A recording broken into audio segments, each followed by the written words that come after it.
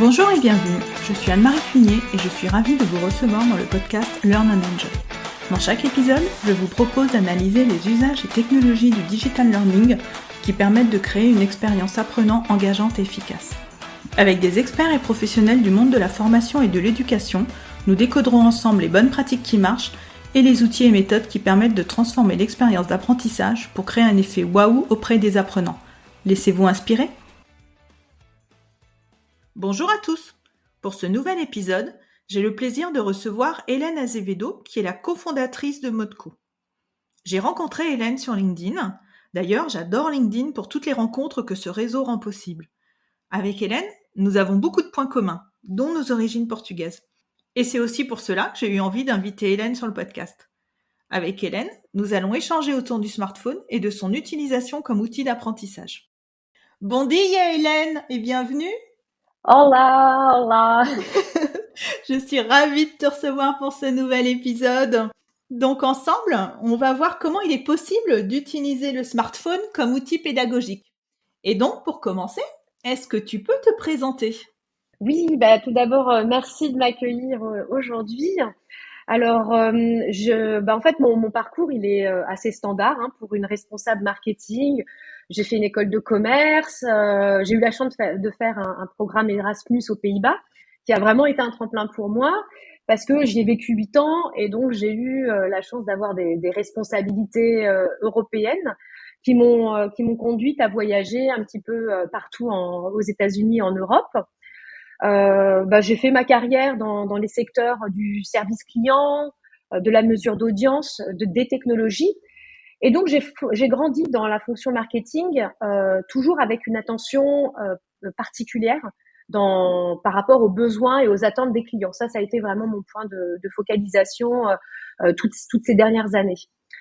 Néanmoins, en 2018, j'ai quitté le monde du salariat tout simplement parce que je voulais trouver un meilleur équilibre entre mes responsabilités professionnelles et mon rôle de mère de famille. Et j'ai profité de cette période pour reprendre mes études. Donc, plus de 40 ans, reprendre ses études, c'est toujours un peu, c'est une belle expérience. Et donc, j'ai démarré un MBA en marketing digital qui m'a conduit à m'intéresser au secteur de l'éducation. Donc, pendant cette période, j'ai travaillé sur une masterclass autour de la digitalisation de l'enseignement scolaire. Et j'ai tellement aimé ce secteur, ça avait tellement de sens pour moi, une découverte, que j'ai décidé de préparer une thèse professionnelle sur l'impact des technologies dans le rôle de l'enseignant. Et cette thèse, elle m'a conduite à rencontrer Sylvie, mon associée aujourd'hui, avec laquelle je travaille sur le projet Modco. Et donc, que fais-tu au quotidien alors ? Alors, le point essentiel pour moi, c'est de rester la plus alignée possible avec mes envies. Et ça, c'est aussi une des raisons pour laquelle j'ai quitté le monde du salariat. J'adore mon métier, j'ai de la chance. J'aime aider les autres. Je veux surtout être présente pour mes enfants et ma famille. Donc, mon quotidien, il s'alterne entre réfléchir à comment travailler et améliorer, bâtir mon projet Modco, comment aider mes amis, mes relations sur des sujets sur lesquels moi je suis positionnée, donc du conseil bénévole entre guillemets avec mes amis et entrepreneurs et mes relations. Et puis je suis aussi formatrice et j'accompagne des jeunes sur des sujets autour de la gestion de projet et le marketing digital. Et puis comme je l'ai dit, mes enfants, ma famille. Donc pour moi c'est essentiel de commencer la journée avec une petite balade avec mon chien pour accompagner les enfants à l'école, de faire du sport, de m'ouvrir à d'autres sujets tels que le piano, et puis tout simplement passer beaucoup de temps avec mes proches et mes amis, c'est essentiel. Eh bien, tu as bien raison. Alors, les smartphones donc, sont omniprésents dans nos vies, et encore plus dans celles des adolescents. Donc, est-ce que tu penses qu'il est possible d'en faire un outil d'apprentissage ? Alors, c'est vrai que c'est un gros sujet. On sait que plus de 90% de la population mondiale a un smartphone aujourd'hui. C'est un outil qui est bien plus puissant que le premier ordinateur que j'ai eu, que nous avons eu toutes les deux, et à des prix qui sont de plus en plus abordables. On s'en sert pour des milliers de choses, téléphoner, ok, pour s'informer, pour communiquer.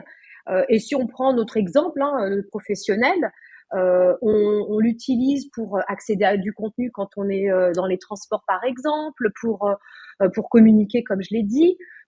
Moi, je l'utilise pour préparer mes réunions entre les trajets. Au bureau, bah oui, on l'utilise pour téléphoner, heureusement. Mais ce que je vois, c'est que on l'utilise tellement tout le temps que on peut pas, enfin que je ne peux pas concevoir qu'on utilise et que nos adolescents utilisent ce téléphone pour travailler, donc pour un outil d'apprentissage.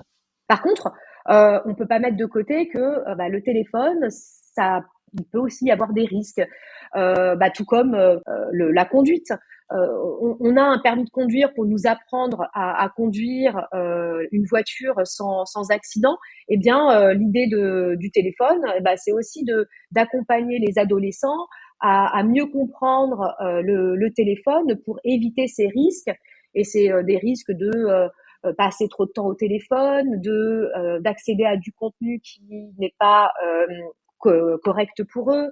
On parle du cyberharcèlement. Il y a énormément de risques en effet derrière ce téléphone. Néanmoins, et ça me consterne de lire le nombre d'articles, de témoignages qui diabolisent le numérique, les technologies. Je pense qu'il faut vivre avec notre temps. Et notre temps, dans notre temps, il y a le numérique. Et il faut pouvoir contourner ces risques pour en faire des opportunités. Et c'est un petit peu la démarche qu'on entreprend. Moi, j'aime beaucoup la métaphore de la voiture et du permis de conduire, hein. Je trouve que ça permet de mieux se rendre compte de comment on peut apprivoiser quelque part cet outil. Et donc, Totalement. est-ce que tu as quelques exemples à nous donner de l'utilisation du smartphone comme outil d'apprentissage? Oui, j'en ai plusieurs. C'est vrai que, comme je l'ai dit, depuis plus de 20 mois, on travaille avec des professeurs, avec des chefs d'établissement pour comprendre et pour voir comment ce téléphone, il entre dans leur quotidien. Et on se rend compte que les usages pédagogiques, ils sont hyper divers et variés. Et ils sont surtout intéressants quand on exploite la raison d'être du téléphone. On n'utilise pas un smartphone pour la même chose qu'une tablette ou qu'un ordinateur. Donc, dès l'instant où on utilise le téléphone pour des usages précis, eh bien, on en tire encore plus de valeur.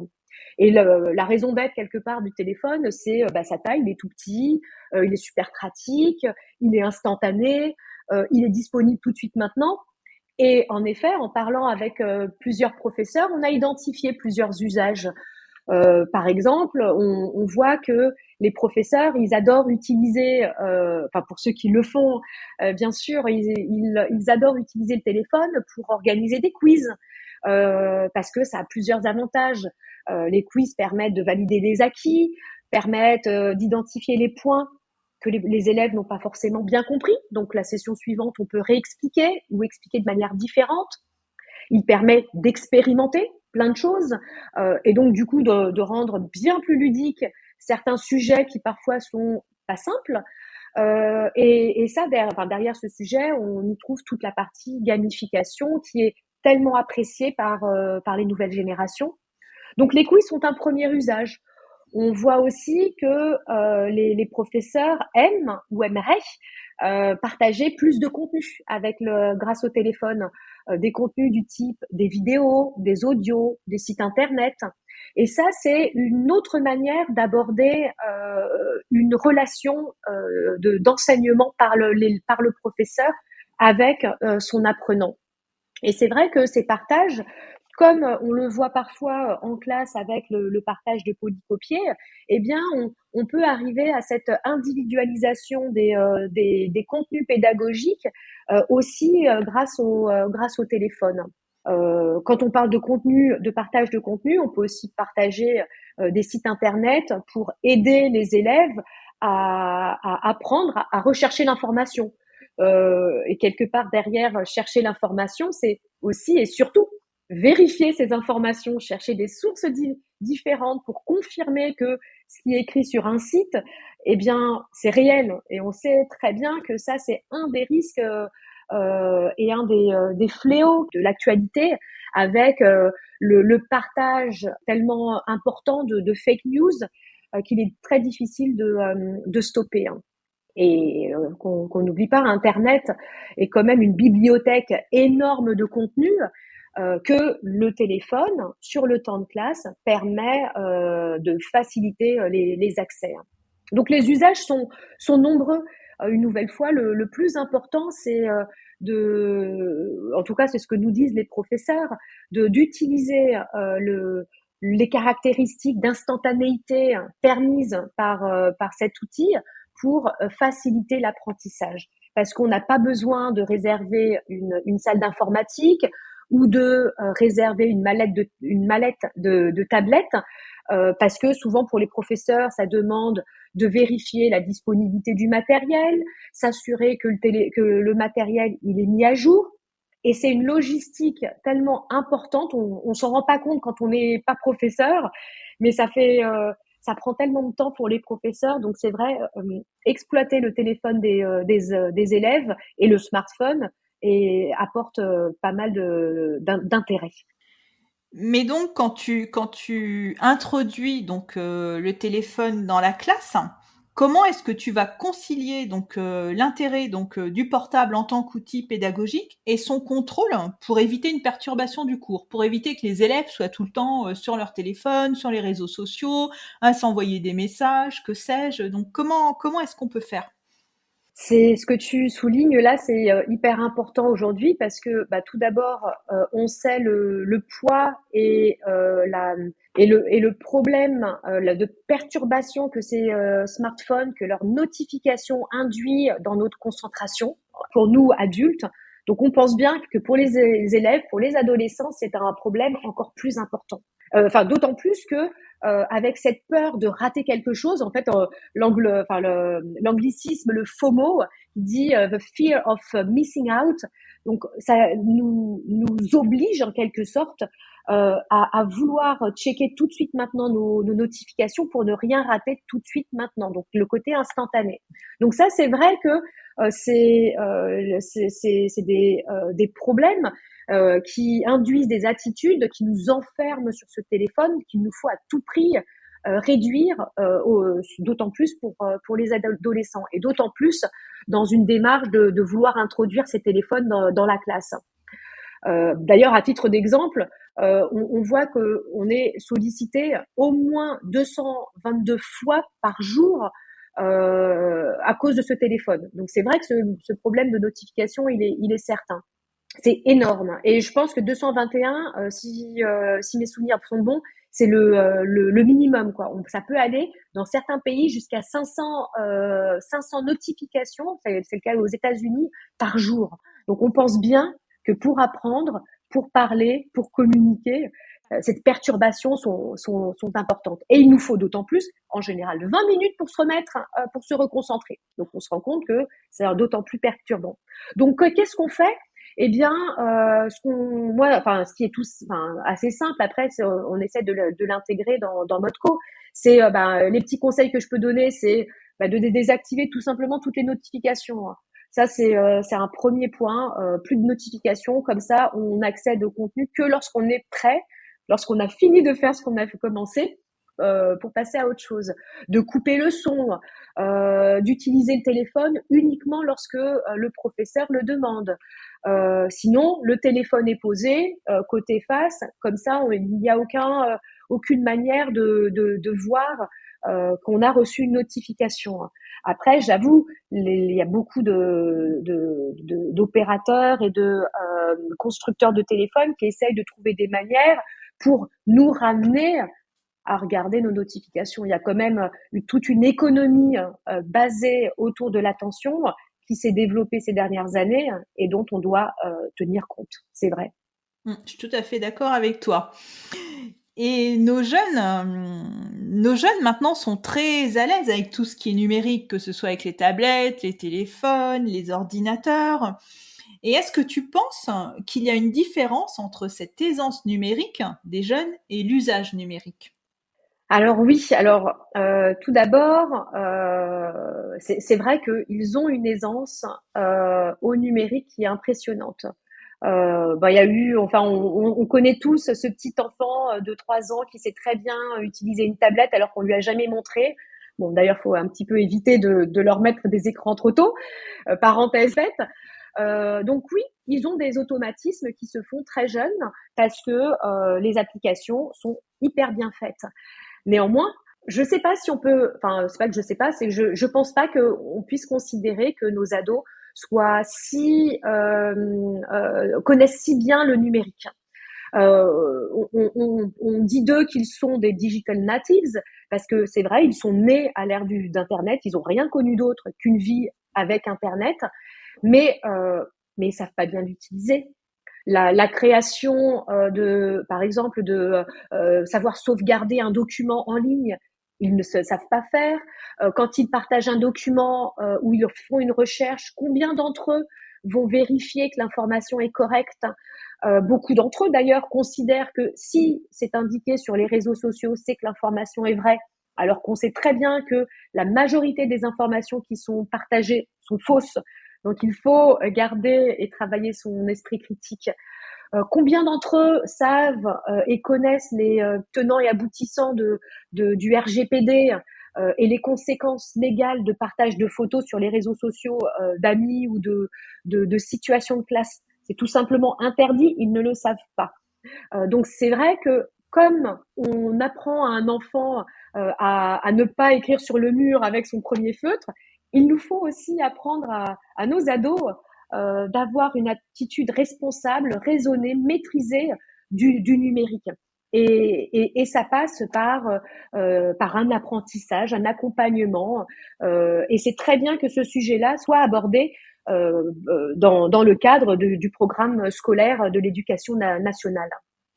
D'ailleurs, quand on leur raconte, comment c'était à notre époque quand on faisait nos études, qu'on s'appelait encore avec des téléphones fixes, qu'on n'avait pas de téléphone portable, qu'on n'avait pas d'ordinateur, ils nous regardent avec des yeux, écarquillés en se demandant comment cette vie-là était possible. Exactement, ou les visites en bibliothèque, on y passait des heures pour faire des recherches, alors qu'aujourd'hui, notre ami Google nous donne toutes les informations. En effet, comme dit mon fils, c'était le Moyen Âge, quoi. Oui, voilà, exactement, mais on n'était pas plus malheureux. Du tout, du tout. Donc tu travailles actuellement au développement d'une application à usage pédagogique pour les élèves des collèges. Est-ce que tu peux nous en dire un petit peu plus? Donc, suite à ma thèse, comme je vous l'ai indiqué, je me suis associée à Sylvie Audrin pour créer une solution numérique qui permette de sécuriser l'usage pédagogique des smartphones au collège. Donc, par rapport à tout ce qu'on vient de se raconter, c'est comment, eh bien, on va exploiter cet outil pour en faire un outil pédagogique, tout comme un manuel scolaire, tout comme le TNI, tout comme les tablettes qu'on fournit à nos élèves. Et c'est vrai qu'en parlant avec les établissements, enfin cette idée, elle est partie d'un constat en parlant avec les établissements que malgré tous les plans numériques qui ont été déployés ces 30, 40 dernières années, on a toujours le même problème de manque d'équipement. Tout simplement parce que les plans numériques, ils avaient pour seul objectif d'équiper et de fournir des équipements sans aller chercher tout le sujet autour de l'accompagnement des enseignants, comment on utilise cet outil dans sa pratique pédagogique, sans se questionner sur la maintenance de ces équipements. C'est bien de les acheter, mais si personne les maintient, c'est compliqué. Et puis ça amène aussi le sujet du contenu numérique. S'il n'y a pas de contenu numérique, ça sert à rien d'avoir des outils. Donc c'est vrai que ces plans numériques, ils ont coûté très cher à la société. Et finalement, le retour est que très peu de départements, de régions sont équipés aujourd'hui et que malheureusement, le budget était hyper important. Donc c'est vrai que le parti pris de Modco, c'est tout simple. C'est plutôt que d'utiliser ou de financer de nouveaux outils, pourquoi ne pas utiliser les outils qui sont dans les poches des collégiens? Parce que même si, comme je l'ai dit, les établissements n'ont pas d'équipement, les collégiens, eux, sont quasiment tous équipés. On a dans les collèges près de 90% d'équipements. C'est surtout vrai chez les troisièmes, les quatrièmes, un petit peu moins chez les sixièmes. C'est normal, ils sont encore un peu jeunes, mais le taux d'équipement des familles, des collégiens est hyper élevé. Donc, le constat ou l'intérêt de Modco, c'est certes financier, comme je l'ai dit, plutôt que de faire un nouveau plan numérique, d'équiper encore en tablette ou autre, eh bien, peut-être on devrait plutôt penser à équiper ceux qui n'ont pas de téléphone pour permettre l'accès au numérique. Il a un intérêt écologique parce que bon, c'est bien de pourquoi acheter et produire des équipements quand il y en a déjà disponibles. C'est un peu notre obligation, je dirais, pour les générations futures. Et puis et surtout un intérêt sociétal parce que responsabiliser les collégiens à un usage raisonné du téléphone en apportant ce cadre qui est le mode collège, c'est aussi une manière de nous assurer que les collégiens, que les adolescents et les futurs concitoyens sauront utiliser le numérique à bon escient. Et ça, c'est le point important. Donc, c'est le mode collège qu'on a inventé. Et pour reprendre l'image de l'avion, vous prenez l'avion, on se met en mode avion, eh bien, on va au collège, on se met en mode collège. Et en entrant au collège, eh bien, en entrant dans le mode collège, pardon, les collégiens accèdent à du contenu pédagogique, puis leurs propres outils pour accéder à des contenus comme j'ai pu le mentionner, des vidéos, des audios, faire un quiz, faire des recherches documentaires, plein d'usages qu'on a déjà mentionnés, et finalement tout est possible. C'est juste, en effet, le professeur qui identifie à un moment donné par rapport à sa session pédagogique comment il peut introduire pour regagner l'engagement des élèves, parce que c'est ça qui est intéressant. La démarche de Modco, elle n'est pas de mettre du téléphone partout, pas du tout, mais elle est de mettre du téléphone quand ça a du sens, quand ça a du sens de réintégrer et réengager un adolescent vers l'apprentissage. Donc il y a quand même une finalité de communiquer et d'interagir avec ses apprenants et ses collégiens. Et en aucun cas, le mode collège ne va brider, ou notre mode collège va brider le téléphone. Le mode collège, il analyse la connexion et la déconnexion des élèves dans mode co. On n'interdit pas, on responsabilise. Parce que on sait que c'est l'adolescent, en apprenant par lui-même les bonnes attitudes à avoir, eh bien, il continuera à les réaliser.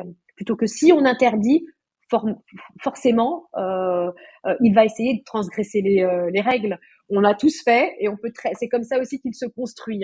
Donc c'est la responsabilisation avant tout. Voilà, donc c'est un petit peu la démarche de Modco.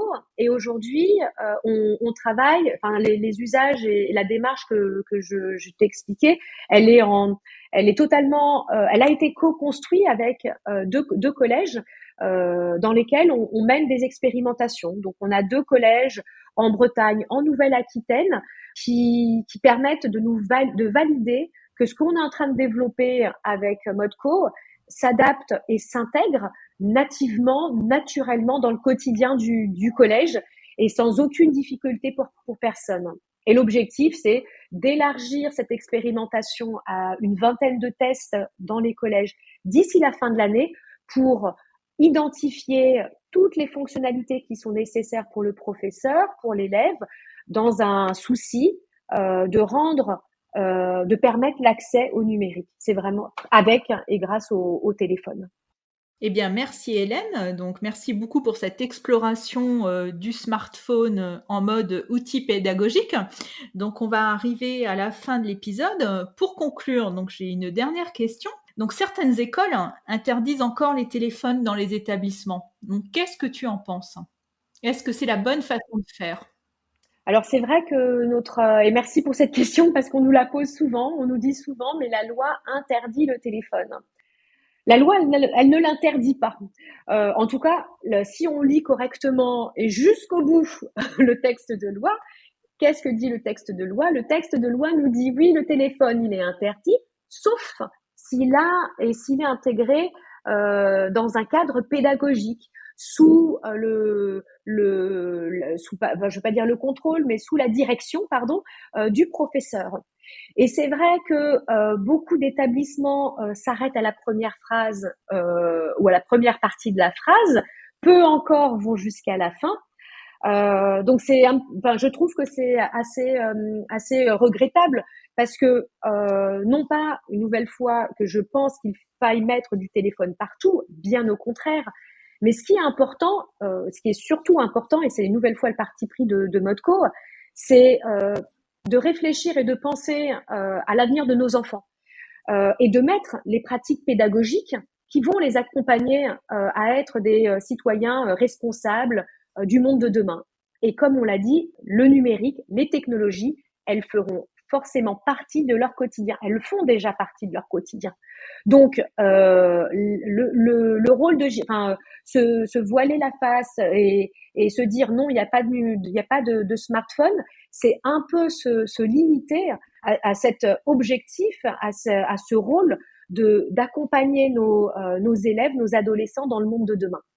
Donc c'est vrai que c'est également ce sujet sur lequel que j'abordais pendant ma thèse professionnelle, parce que ça requiert en effet une réflexion pédagogique sur quels outils on veut mettre en place. Enfin, quand je dis on, les professeurs veulent mettre en place pour apprendre, pour enseigner, aux élèves.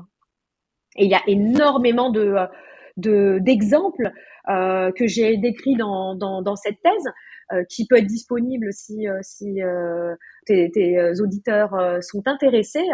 Enfin, le cours que j'avais adoré, c'était ce cours en classe de CE2, dans laquelle cette maîtresse avait intégré l'usage des robots, Ozobots, pour développer le langage. Et comment, à partir de la robotique, et donc le codage d'un robot, eh bien, on pouvait gérer et encourager, travailler sur une session autour du langage du français, le développement du vocabulaire, l'explication, et tout en intégrant de la robotique. Et c'était simplement passionnant de voir ces enfants qui, autour d'un sujet qui peut être un peu, enfin le français, on aime, on n'aime pas, mais qui étaient en tout cas enthousiastes dans cette démarche.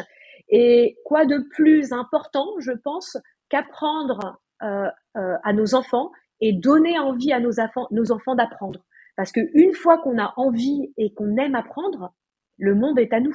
Curiosité, persévérance, expérience et l'expérimentation, c'est des soft skills, des compétences humaines qui sont tellement essentielles aujourd'hui et qui sont bien plus essentielles que des compétences techniques que quasiment tout le monde peut acquérir.